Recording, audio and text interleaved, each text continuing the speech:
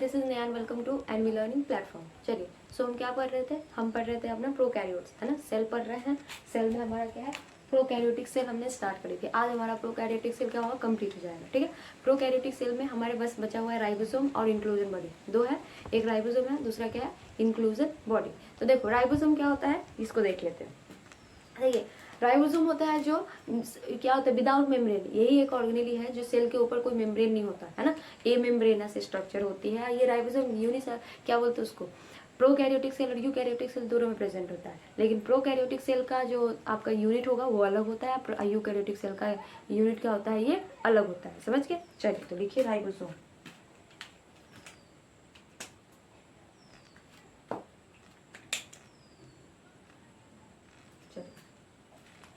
लिखते हैं ribosome. Ribosome, ठीक है। देखिए क्या है आपका राइबोसोम? राइबोसोम है प्रोकैरियोटिक सेल में, है ना। तो राइबोसोम इन प्रोकैरियोटिक सेल, ये दो तरह, एक तो आपका मेम्ब्रेन से अटैच्ड होगी और एक होगा सेल के अंदर। तो लिख दीजिए, it is a membrane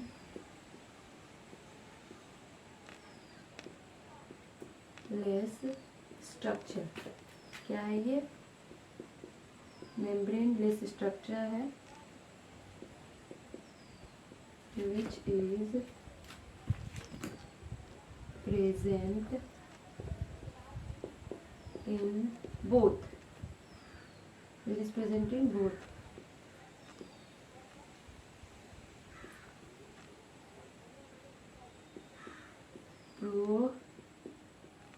prokaryotic and eukaryotic cell. समझ गए? दोनों के दोनों सेल में प्रेजेंट होता है। ठीक है, इसका पोजीशन इट कंसिस्ट ऑफ, अब देखो हम पढ़ रहे हैं प्रोकैरियोट, तो ये मैंने पहले भी लिखवा दिया है।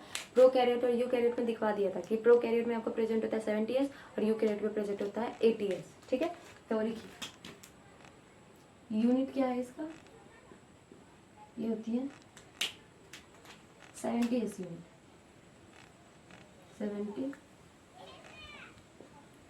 70S यूनिट होता है इन प्रोकैरियोट। अब प्रोकैरियोट पढ़ रहे थे, इसी के बारे में देखेंगे। ठीक है,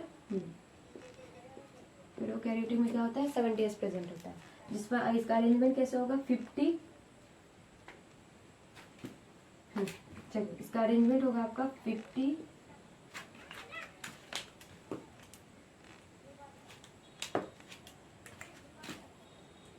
50S एंड 30S। ठीक है, 50S एंड 30S। अब इस दोनों को जोड़ नहीं दीजिएगा, नहीं तो आपका 80S आ जाएगा। ठीक है, तो आप इसको जोड़ नहीं सकते।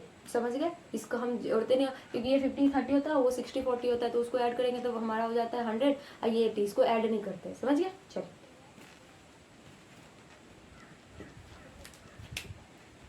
समझ आ गया? चलिए, अब है राइबोसोम है जो आपके सेल के साइटोप्लाज्म में भी होता है और सेल के मेम्ब्रेन में भी होता है। समझ गए? तो लिखिए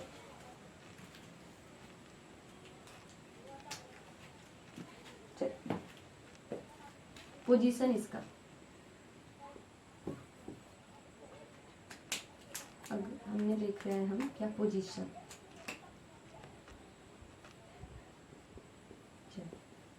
पोजीशन है, ये है ऑन मेम्ब्रेन। ऑन मेम्ब्रेन मतलब प्लाज्मा मेम्ब्रेन। प्लाज्मा मेम्ब्रेन, ठीक है, on plasma membrane. Plasma membrane पे होता है। दूसरा है इनसाइड सेल। इनसाइड सेल का मतलब साइटोप्लाज्म। साइटोप्लाज्म। चलो,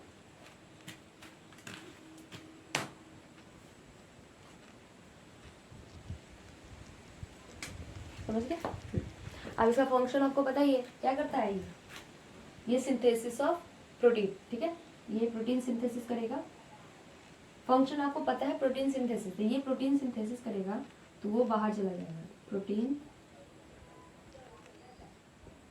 सिंथेसिस, ठीक है। ये मेम्ब्रेन पे होता है जिसकी वजह से क्या होता है, ये बाहर भी चल सकता है, तो ठीक है, निकल जाता है। और ये भी प्रोटीन सिंथेसिस करेगी, फंक्शन है ये प्रोटीन सिंथेसिस, प्रोटीन का सिंथेसिस करता है, ठीक है, समझ गया। चलिए लिख लीजिए इतना, फिर उसके बाद मैं नीचे लिखूंगी। यहाँ पे आप और टॉपिक फंक्शन डाल के लिख सकते हैं कि हमने डाला फंक्शन और आंसर लिखिएगा, ठीक है। चलिए नोट कर लीजिए।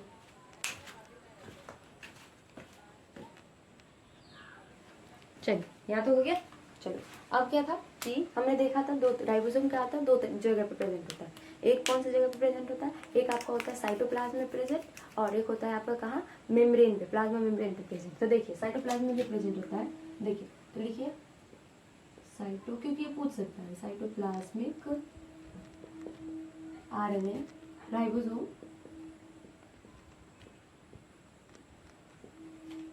सिंथेसाइज जो करता है protein, synthesise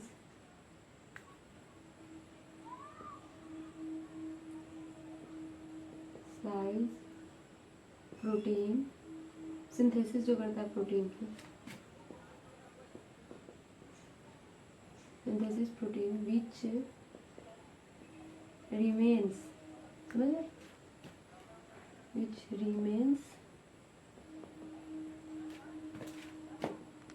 in the cell, cell के अंदर ही रहेगा, समझ गया। वो क्या होगा, सेल के अंदर, वाइल, जबकि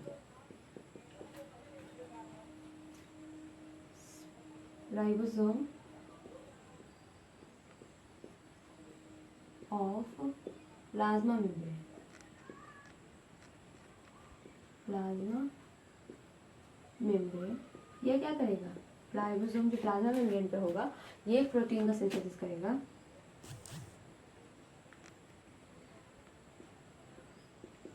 synthesis of protein are transported out, ये क्या करेगा, transport out of the cell, cell के बाहर ये क्या कर देगा, ट्रांसपोर्ट करके बाहर निकाल देगा, समझ गया। क्या हुआ, ये हमने देखा नॉर्मल सा सेल है आपका, बस बाहर का स्ट्रक्चर बना लिया, प्रोकैरियोटिक सेल है आपका, छोटा सा देखते हैं। क्या हुआ, ये आपका प्रोकैरियोटिक सेल है, ठीक है। तो प्रोकैरियोटिक सेल है, उसमें हमने छोटा छोटा क्या देखा, इसको अगर मैं देखूँ, ठीक है, तो ये प्रोकैरियोटिक सेल है, बीच में एक जो ऐसा डॉट डॉट मैं बना रही हूँ, ये डॉट डॉट क्या है, राइबोसोम है। ये राइबोसोम आपका यहाँ पे हो गया, और ये जो इस पे राइबोसोम होगी, इस पे भी तो होगी ना, ये राइबोसोम। तो अब इनसाइड वाला जो राइबोसोम है, जो आपको क्या करेगा, प्रोटीन सिंथेसिस करेगी, ये सेल के अंदर ही रहेगा, समझ गया। और ये आउटसाइड वाला जो राइबोसोम है, जो सेल मेम्ब्रेन के ऊपर है, तो सेल मेम्ब्रेन के ऊपर वाला राइबोसोम क्या करेगा, ये आराम से प्रोटीन सिंथेसिस करेगी और ये बाहर भी चला जा सकता है, समझ गए। चलिए ये लिखा हुआ था, यही आपको लिखना था। चलो समझ आ गया, नोट कर लीजिए। इसमें लिखिए अब क्या है, सेवरल, एक साथ बहुत सारे, जब मैंने पॉलीराइबोसोम वर्ड बताई थी आपको, एक ऐसा लिखवाया था,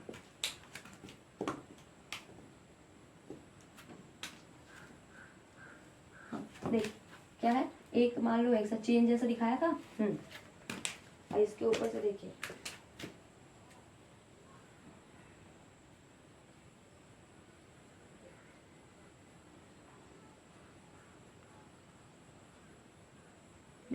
कुछ ऐसा, ये क्या है, ये पॉलीराइबोसोम, इसी को पॉलीराइबोसोम बोलते हैं, ठीक है। इसमें ये क्या है आपका नॉर्मल सा सिंगल सा, ठीक है।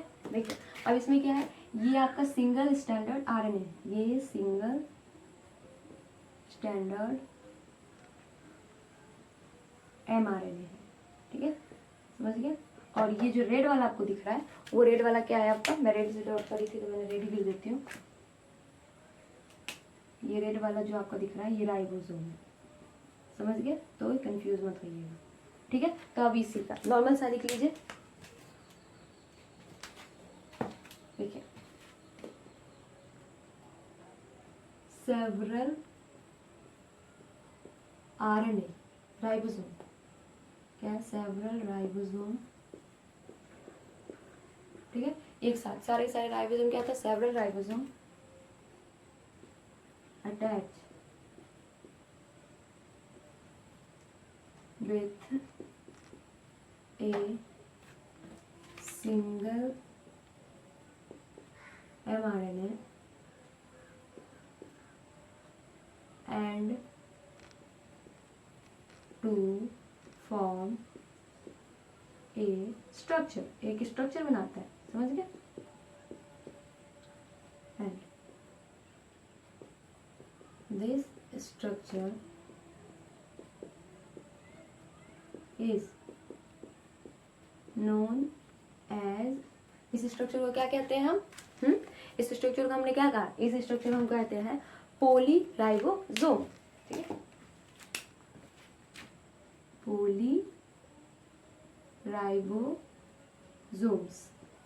ठीक है। इसको हमने क्या कहा, पॉलीराइबोसोम या पॉलीजोम्स भी बोलते हैं, और पॉलीजोम्स, समझ आ गया।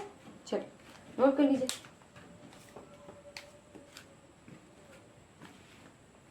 चलिए नोट कीजिए इसको, यहाँ पे आ जाती हूँ मैं।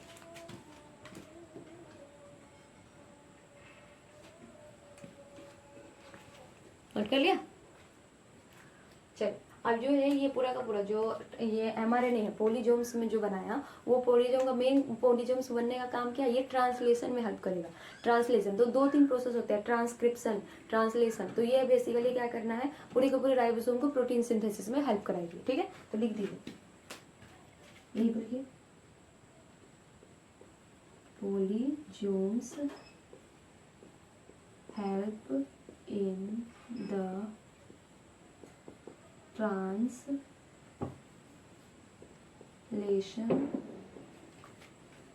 of mRNA into प्रोटीन, समझ गए। क्या करता है ये, प्रोटीन के ट्रांसलेशन में मदद करता है, समझ गए। सो हो गई हमारी राइबोसोम ऑफ प्रोकैरियोट्स कंप्लीट, ठीक है, यहाँ समझ आ गया। चलिए अब इसके बाद है इंक्लूजन बॉडी, ये नोट कर लीजिए। फिर इंक्लूजन बॉडी के बाद हम चले जाएंगे सीधे के सीधे यूकैरियोटिक सेल में, समझ आया। चलिए नोट कर लीजिए।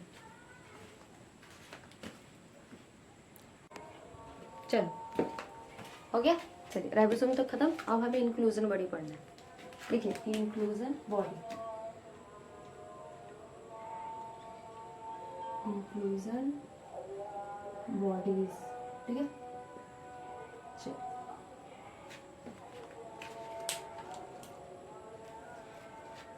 देखिए अब क्या होता है, सब कुछ में अपनी एक प्रॉपर्टी क्या होता है, पर्सनल रिजर्व मटेरियल होता है। रिजर्व मटेरियल का मतलब होता है उनकी जो खाए, जितना भी प्रोडक्ट बनाया, बनाने के बाद जो मटेरियल है रिजर्व करके रखता है, वो स्टोर करके रखता है फॉर फ्यूचर पर्पस। फ्यूचर मतलब आगे मान लो कि कोई रेयर केस वगैरह है, तो उस रेयर केस वगैरह के लिए क्या करता है, अपना स्टोर करके रखता है। तो उस स्टोर करने को क्या बोलते हैं, वो जिस इस सेल में मतलब साइटोप्लाज्म के अंदर जिस ऑर्गन में, जिस ऑर्गेनेली में ये स्टोर होकर रहेगा, उस ऑर्गेनेली को हम क्या कहते हैं, इंक्लूजन बॉडी, समझ गए। चलिए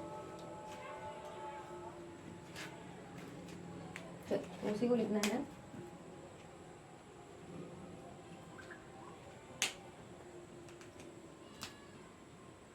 reserve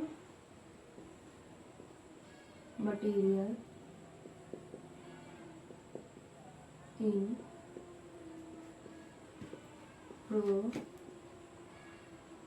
prokaryotic cell, reserve material in prokaryotic cell is present in the cytoplasm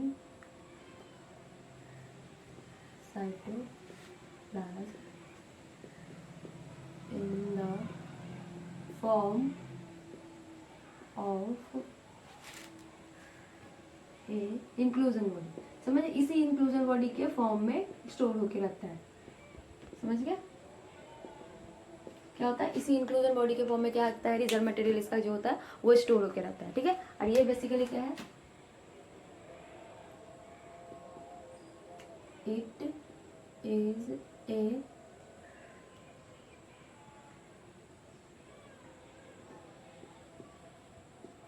membrane less, ठीक है, ऑर्गेनेली। ये क्या है, मेम्ब्रेन लेस ऑर्गेनेली है, समझ गया। मेम्ब्रेनलेस ऑर्गेनेल जैसे राइबोसोम जैसा है, इसके ऊपर भी क्या होता है, कोई भी एक्स्ट्रा मेम्ब्रेन इकट्ठा नहीं होती। समझ गया, इसमें कोई एक्स्ट्रा मेम्ब्रेन इकट्ठा इस पर नहीं होती। ठीक है, पूरी की पूरी कैसा है कि जैसे हमने सेल देखा था, उस सेल में क्या था कि आपको मैंने दिखाया था कि एक ऐसा सेल हमारा जो नॉर्मल है, उसके अंदर जो कोई भी ऐसा ऑर्गेनेली वगैरह बना हुआ था, है ना, कोई भी एक ऑर्गेनेली बनी हुई थी कहीं पे भी, तो वो क्या है, पूरा फ्री टू मूव। ये क्या करने के लिए है, सेल में आराम से मूव करने के लिए है। समझ गया, एक मिनट, चलिए क्या है ये, आराम से फ्री टू मूव।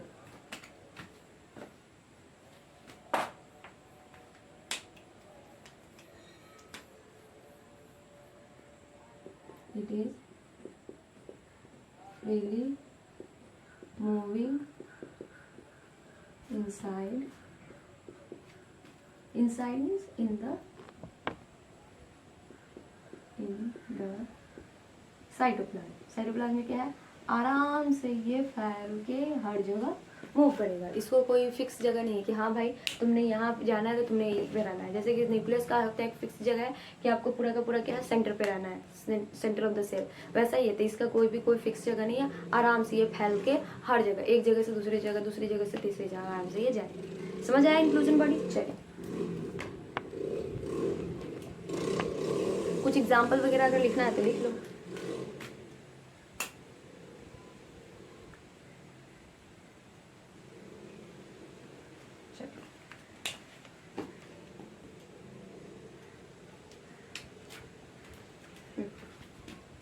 फॉस्फेट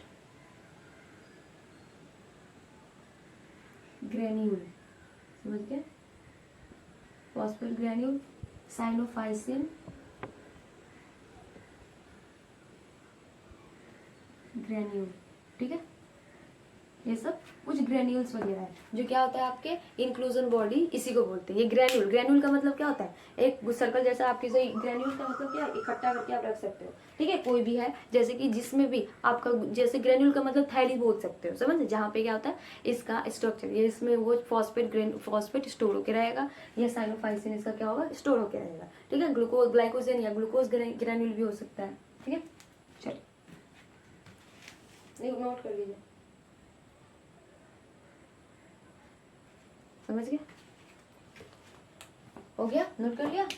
एक और दो लिखना है, एक और लिख लीजिए, ग्लाइकोजन, है ना, ग्रेन्यूल, ग्लाइकोजन को स्टोर करके रखेगा। समझ गया, ये सब तो हो गए। अब ये है कि इसमें क्या था, मेम्ब्रेन लेस था, लेकिन क्या है, कुछ जो होता है आपका इंक्लूजन बॉडी, उसमें सिंगल लेयर स्ट्रक्चर होती है। ये सब क्या था आपका, इसमें से कुछ होंगे जो क्या है, इसमें बिल्कुल भी स्ट्रक्चर नहीं होगा, बस जैसे एक थैली के ऊपर कोई भी कवर नहीं, वैसे ही रखा हुआ है। अब कुछ है जिसमें एक कम से कम एक लेयर ऊपर से कोट होगा, जैसे कि कैसे, ऐसा मान लो कि दिख रहा है, हाँ, ये मान लीजिए ये आपका है, तो यहाँ पे जो स्ट्रक्चर था तो एक होगा, जैसे मान लीजिए कोई है ऐसे, तो एक के ऊपर आपकी क्या हो जाएगी, एक लेयर आ जाएगी, एक के ऊपर ऐसा कुछ लेयर आ जाएगा, बस सिंगल लेयर आ जाएगा। समझ रहे, तो उसको हम क्या बोलते हैं, सिंगल लेयर ग्रेन्यूल। ठीक है,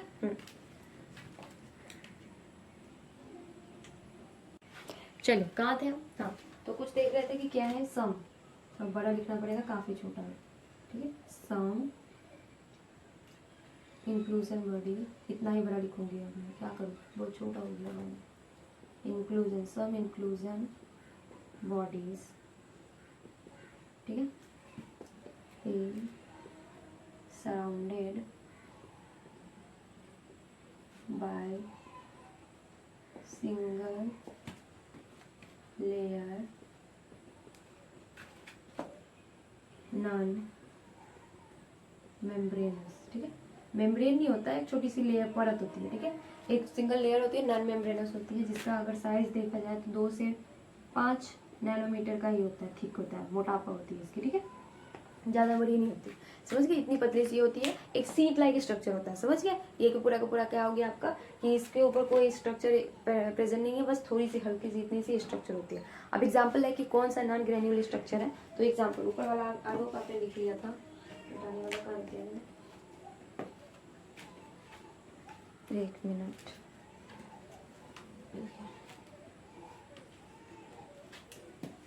चलिए समझ गए। इसका एग्जाम्पल ऊपर वाला लिख लिया था, नीचे से फिर ऊपर लिखना स्टार्ट कीजिए। इसका एग्जाम्पल हो जाएगा आपका,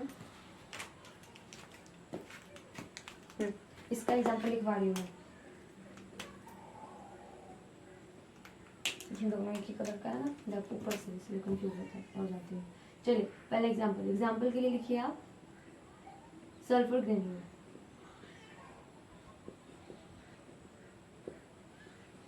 ग्रेन्यूल्स, ठीक है पहले। दूसरा क्या है आपका गैस वैक्यूल, ये भी उसी में आता है।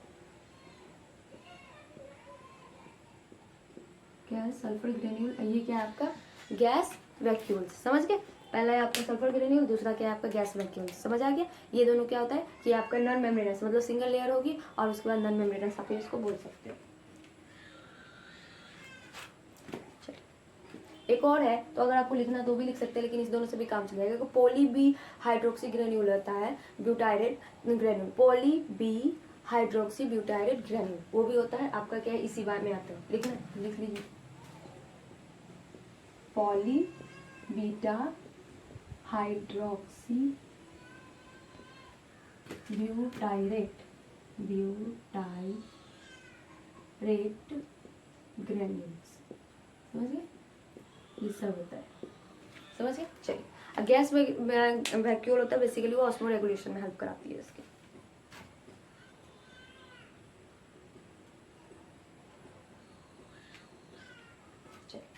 हो गया, लिख लीजिए। अगर गैस वैक्यूल का लिखना है तो ये किस किस में प्रेजेंट होगा, बीजीए में प्रेजेंट होता है,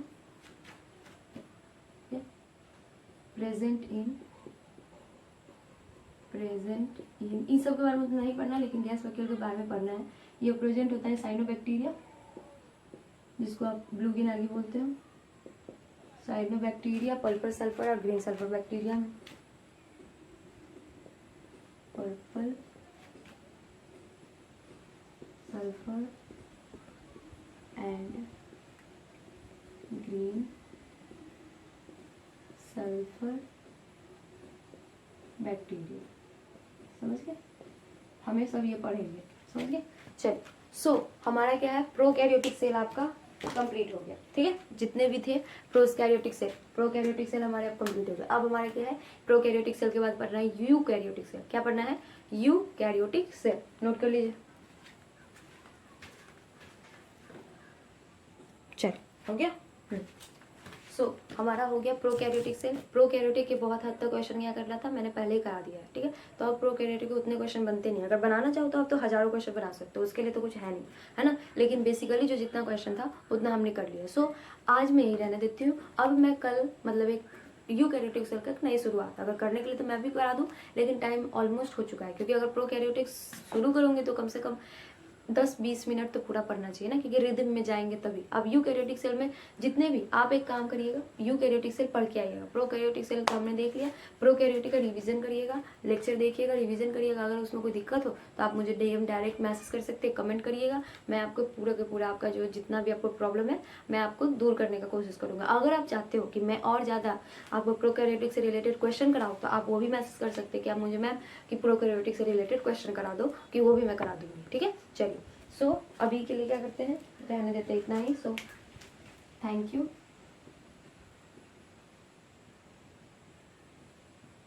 ठीक है, चैनल को शेयर कीजिए, सब्सक्राइब कीजिए, लाइक कीजिए, जितना आप कर सकते हैं। चलिए ओके, और उसके बाद आगे हम कल पढ़ेंगे यूकैरियोटिक सेल। Okay bye.